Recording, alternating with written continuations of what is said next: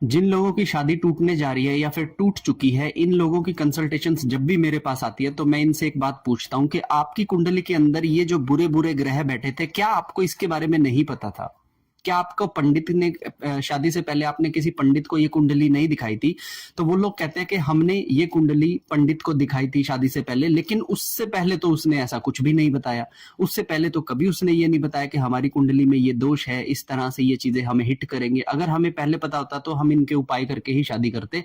लेकिन अब जब उनकी शादियां टूट चुकी हैं तो वो मेरे पास आके कहते हैं कि मेरी कुंडली चेक कीजिए, और मैं उनके मुंह पे साफ बोल देता हूँ कि तुम्हारी कुंडली में ये कमी है और ये कमी तुम्हारी रहेगी। तो एक सोचने वाली बात किसी आम इंसान की तरफ से ये सोचने वाली बात है कि क्यों पंडित लोग आपकी कुंडली के इतने बुरे योगों को नहीं बताते? क्यों ये पंडित लोग आपसे छुपा लेते हैं कि आपकी कुंडली में ये बुरी चीजें हैं, ये बुरी चीजें? क्या कारण है इन चीजों को छुपा लेने का? अब मैं आपको बताता हूँ कि क्या कारण होता है कि किसी व्यक्ति की कुंडली में अगर कोई बुरी चीज होती है तो ये लोग आपको बता ही नहीं पा रहे हैं शादी से पहले। और जब किसी भी ज्योतिषी के पास जाके कह दो कि मेरा तो डाइवोर्स हो रहा है, तो वो आपकी कुंडली के 100 रीजंस निकाल के बता देगा। पहले वही व्यक्ति कह रहा था कि आपकी कुंडली में कोई दोष नहीं है, आज वही व्यक्ति आपको बोल रहा है कि आपकी कुंडली में ये दोष है। भाई सुन लो मेरी बात। पहली बात ये है कि ज्योतिष जिस कैटेगरी के लोगों से बिलोंग करता है वो साधक कैटेगरी ही होती है।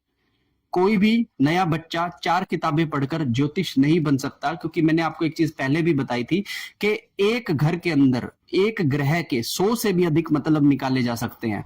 ये मतलब सही, गलत और न्यूट्रल तीनों प्रकार के हो सकते हैं। लेकिन आप सामने वाले व्यक्ति को क्या सजेस्ट करने जा रहे हैं, ये जो बल है ये आपको तभी प्राप्त होगा जब आपने तपस्या की होगी।